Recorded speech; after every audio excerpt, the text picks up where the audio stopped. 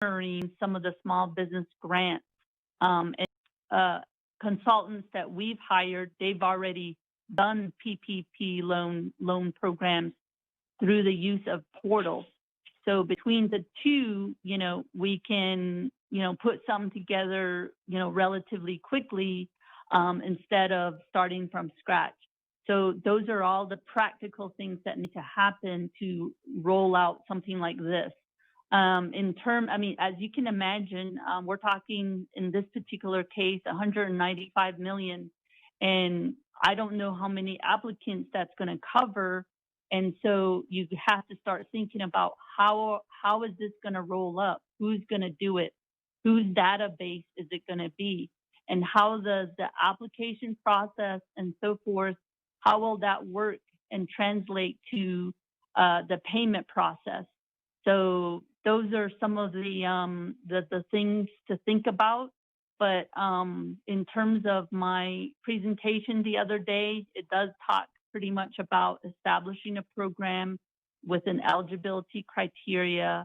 And all of this is so that you can have something documented. So when we do get audited, then we have something to show for. So I think that's all I have. Yeah.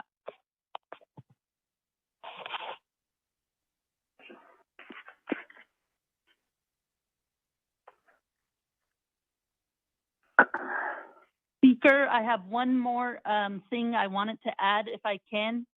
Go ahead. I think earlier, I want to say Delegate Walker Dashin, in terms of making payments directly to, let's say, your utilities. The way to think about it is if you're doing a financial assistance program, you have to just give the money out to the people, and then it's up to the people. But in terms of the assistant, we cannot enforce what they do with their money. But where it's problematic in terms of making direct payments to utilities on behalf of individuals is, for example, when it comes to NTUA. NTUA is a Navajo enterprise. So when you start making payments to NTUA directly, that may be more of a revenue replacement type situation.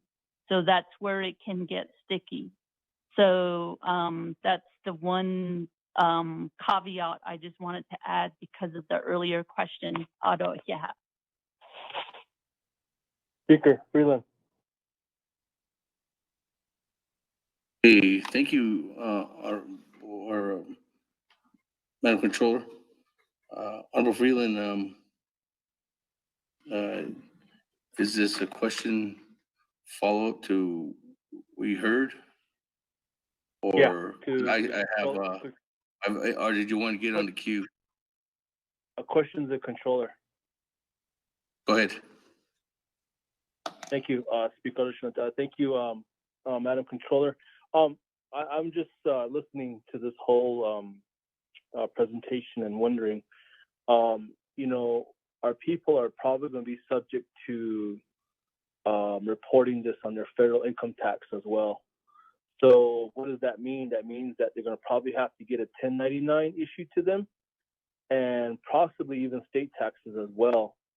And it would probably be noted or recorded as income of some sort. So at some point, our people are going to have to pay federal taxes. Would that be the case if we did do this per cap? Thank you, Speaker. Go ahead, Madam Controller. Otto, yeah, Speaker, and then Otto, Delegate Freeland, Shazada. In terms of the tax question and whether any type of assistance will be considered taxable for federal tax purposes, if structured right, these financial assistance programs under, essentially it's equivalent to getting a disaster relief assistance. So you have to structure it correctly. If you do structure it correctly, then no. these financial assistance would not be part of income for federal tax purposes. That is the reason why it's key on how you structure it. The other day, at OPVP, we did discuss some of those items in regards to a student financial assistance program. In that situation, we had to take a couple of things into consideration. One of them was the very question that you're asking, because if you don't structure it a certain way, then it matters, because we discussed on possibly having to pay these financial assistance to the financial institution. If we did that, then it trumps up tax issues for the students, as well as the federal financial aid questions. So that is the reason why these things are important, and to consider these things, because you don't want to put individuals in a situation that's not a good situation for them. Yesterday, I believe Delegate Halona said something about, and maybe, I don't remember, I think at RDC I discussed my reasoning for not using Navajo Nation funds to put up a program, because then now we're talking about general welfare doctrine, and then having IRS issues regarding individual payments. That is the reason why I recommended using CARES funds to help the small businesses, because as long as you structure them right, similar to a disaster relief fund, then it shouldn't, individuals shouldn't have federal income tax issues. So, No controller. Moving on down, Honorable Daniels.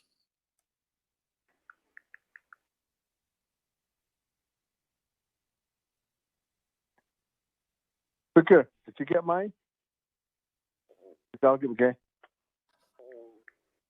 Yes, Honorable Elmer Brigade, you're back in the queue. Honorable Daniels?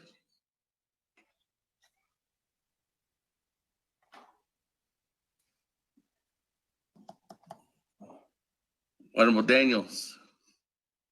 Once. Honorable Daniels going twice. Honorable Daniels going 3 times. Honorable Otterso?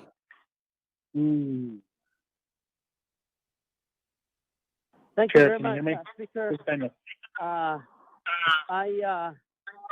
want to say that I do support the initiative, of what the amendment Mr. Honorable Slater has proposed, and I know just listening to the comments and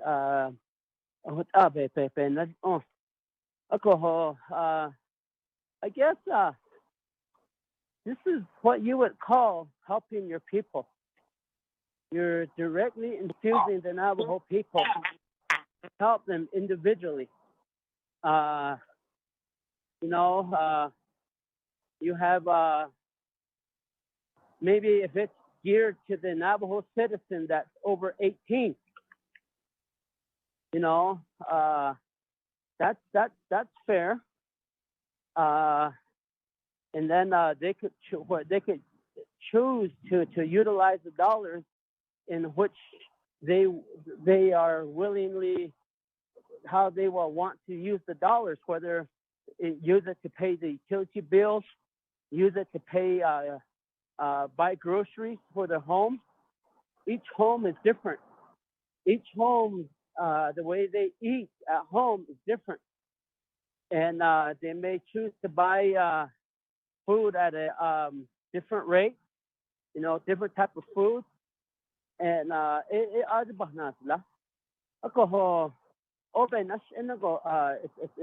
doable. They can use those dollars to pay to get their septic system cleaned out, you know, and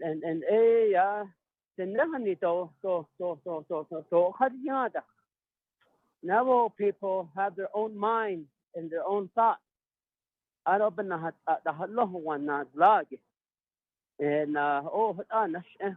but if we just generally state to Navajo citizens, we're including everybody. But if we state it to the point where it's to the adults that's over 18, that's good. That's good, because each adult has their own needs, have their own household. Yeah, you have families that have that still have their mother and father together. You have single family home situations where parents are how do we try to get resources directly to them? Yeah, we could continue to infuse money into the Navajo Nation government and say, oh, we're going to pay for this, we're going to pay for that. But realistically, we're only going to choose to serve the people that have homes. For instance, water line extensions. It's great that we're having this conversation, but not every Navajo has a home. And that's the case. We can utilize this to get direct assistance. That social service program that oversees the welfare assistance has some sort of criteria, and they're already doing these things. And whether it's up to $1,500 or we could limit it to maybe $600, that's fine, you know. But it's good to put some parameters in there. The other idea is to what Honorable Walker was talking about, and where an individual, if they wanted to take advantage of that, you could allow them to for instance, if they wanted their NTUA bill to be paid, they could take their bill over there and have that bill to be cleared off. So, this is a viable way to help infuse the Navajo citizen out there that's over 18, and to help their needs, whether they're in school or not, you know. And I guess the tax issue, you know, that's the reason why I'm saying let's just give it to them, to the individual that's over 18. That way, if a tax issue comes up, you know, the individual that's over 18 will be responsible for it. And if it triggers a tax issue, you know, that way the person over 18 will be able to consent to it, you know, as they sign up for it. You know, beat the cogs of what that beats in the application process, that you may be liable for future tax issue if the federal government deems this to be a taxable income. So the federal government did some economic relief to the American people, and I believe inside the statute they have addressed this concern. And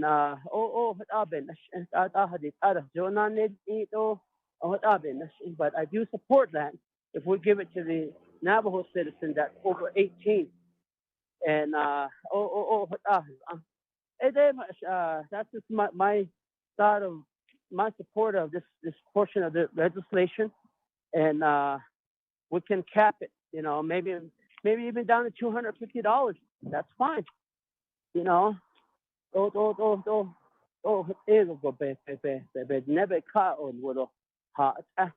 Thank you.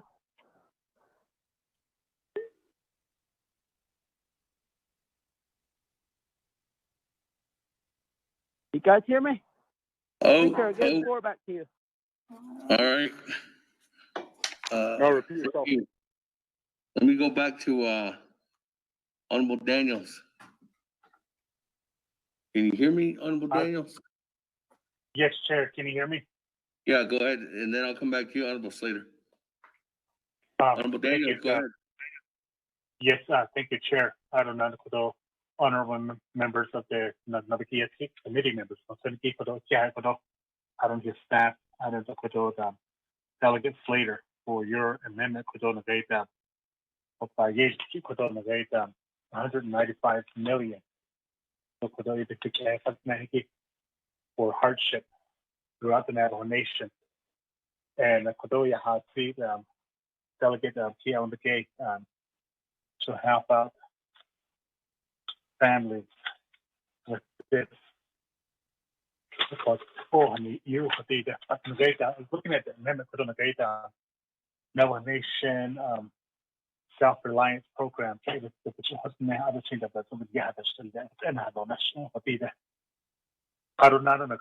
know that with this pandemic, a lot of our Navajo people are struggling.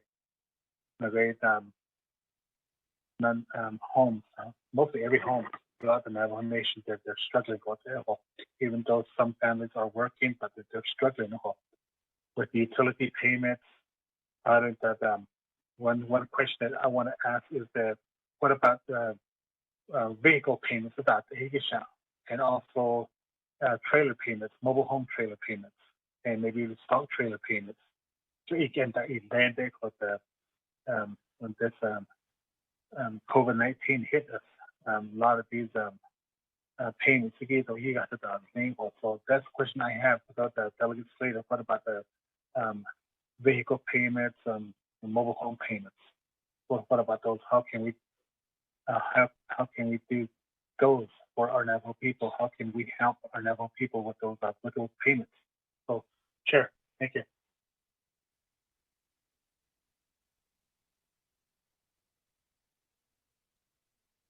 That, colleagues, let me go ahead and go back to Honorable Slater. Thank you, Speaker. Speaking to Delegate Stowe's question or comment on the amount per person.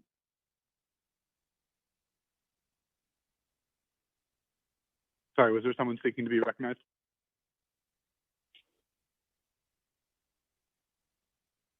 No.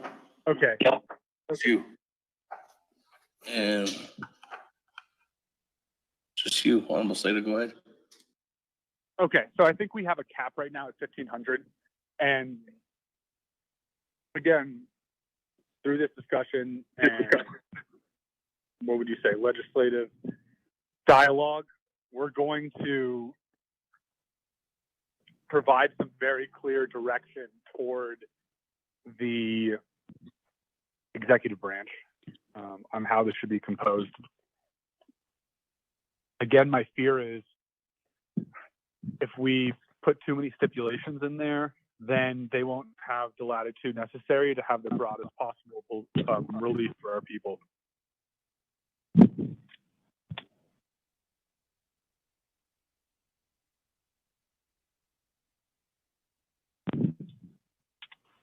I apologize. I accidentally muted myself.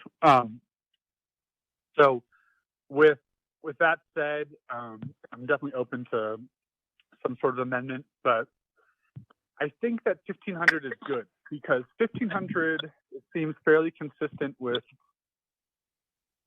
what the president has put forward for, I think it's college and graduate students, which is, in the proposal I saw is about $1,000 per person in terms of a scholarship or assistance. I think if things are tailored right with the controller, that sort of relief can be extended to everyone, including our students. And we wouldn't have to keep developing all sorts of subsequent programs for different sorts of people or classes of folks that we're aiming to help. So my vision is that this is helpful for folks who need their septic tanks cleaned, for those who need to, purchase equipment to do distance learning, for the family that's behind on their trailer payments because of lost income from March 1st to now, just as Delegate Daniels was identifying. I think the intent is to be inclusive of all those things. And if Legislative Council or the Controller's Office sees anything in this amendment right now or the expenditure for those costs, if they are eligible under the CARES Act or not eligible under the amendment, then I request that they speak up now and help us clarify that. Thank you.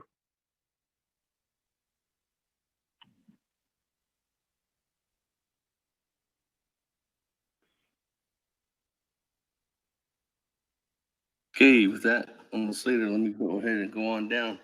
Honorable Otto So. Oh, actually, you go Honorable Otto So. Honorable Freeland. Thank you, Speaker. Thank you, Philip, for this amendment. I just have a couple of questions in regards to the per cap idea. Number one is not per cap. The feds will get mad at us if we say that way. It's hard. Okay, I'm sorry. Excuse me. Okay, relief assistance. Okay, my bad.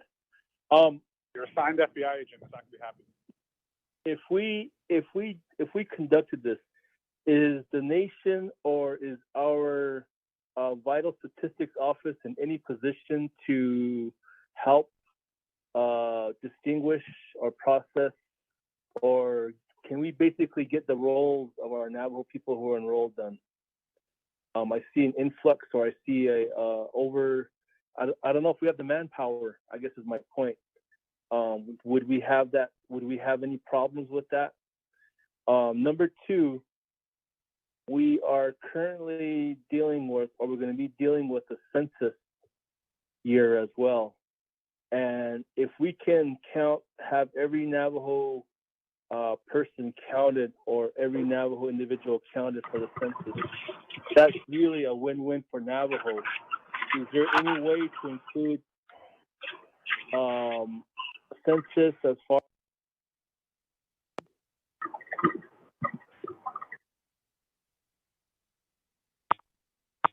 I guess I got muted. Speaker, can you hear me? Yeah, go ahead. It was wasn't you. Go ahead. Okay. Well, I had asked about the census stipulation, if there was any way to maybe have our people show proof of census enrollment or census completion. I think that's real important because, you know, if we can report as many of our Navajo people, we're probably going to be at 500,000, is what I'm thinking. Every Navajo individual, that means more, you know, opportunities for our Navajo people in the future and going forward. So those are my two questions regarding the assistance. I'm always for the idea, but how can we make it more beneficial, and how can we look at the census as a way to get our people to participate as well and leverage that? And the other one is of course, the enrollment office. How do we have the enrollment office work with our Navajo people at the time? How do we, you know, I foresee more of our people who are not enrolled right now wanting to get enrolled. And that's going to probably increase our population even that much more. So just an idea, and I don't know if they have the manpower to even assist or conduct with the business. So that would probably be a question for Dr. Fowler. Thank you, Speaker.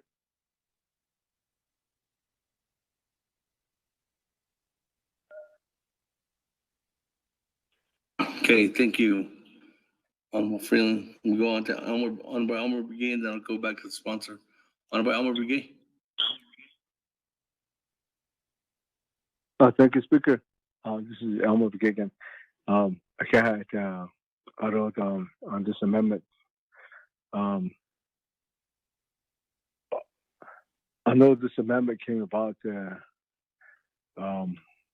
when we just first started it. You know, I talk about it that where we could think that, you know, giving it to the people in such a way to where, you know, that they have their own needs, and which the Navajo Nation does, and we're I wish it was so easy to spend this money, but now we have about 165 days now left, and we're still haven't even started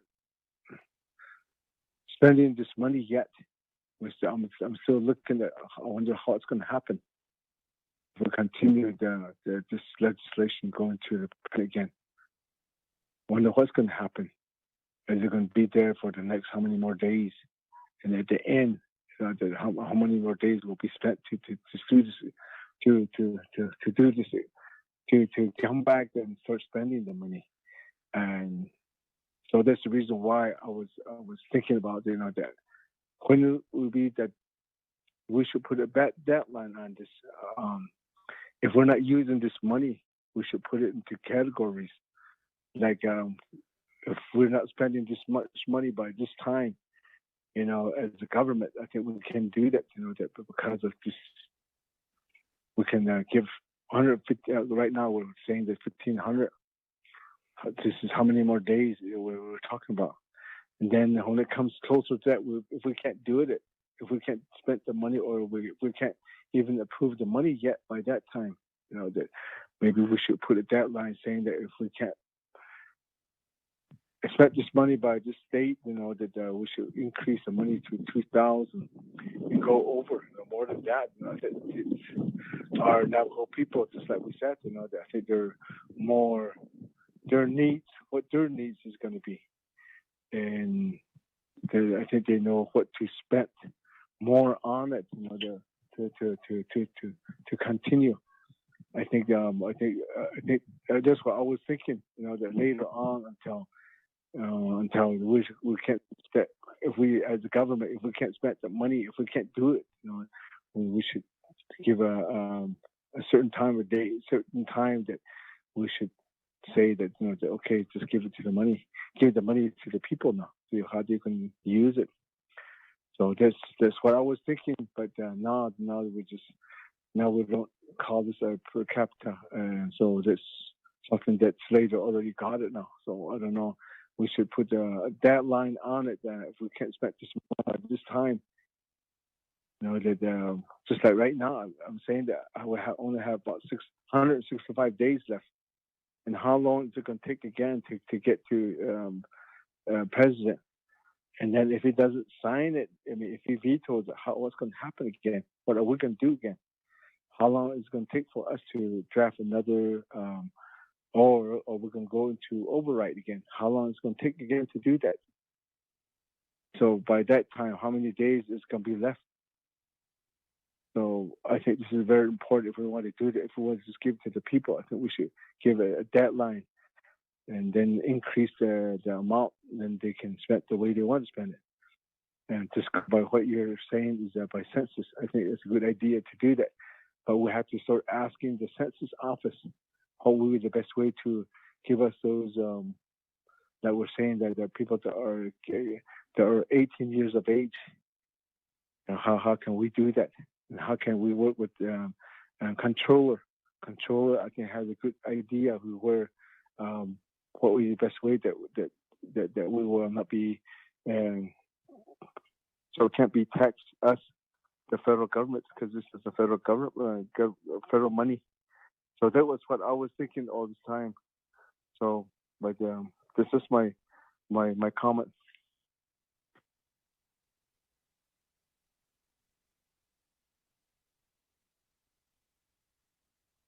Thank you. With that, let me go back to you, Honorable Slater.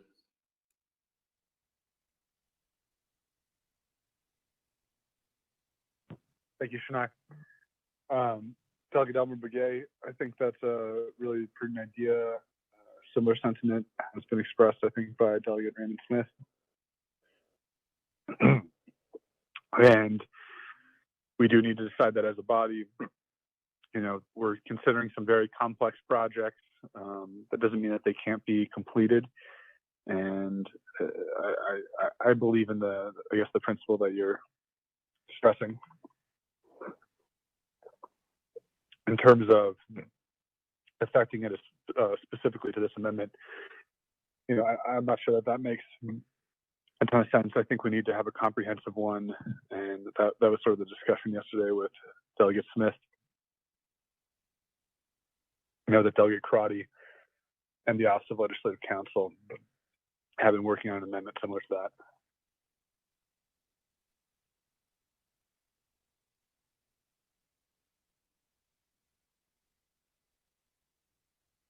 Delegate Freeland, I think that anything we can do across the whole program to increase or support the census is a great idea, and I wonder if we should have that as a separate, look at all of the programs combined under,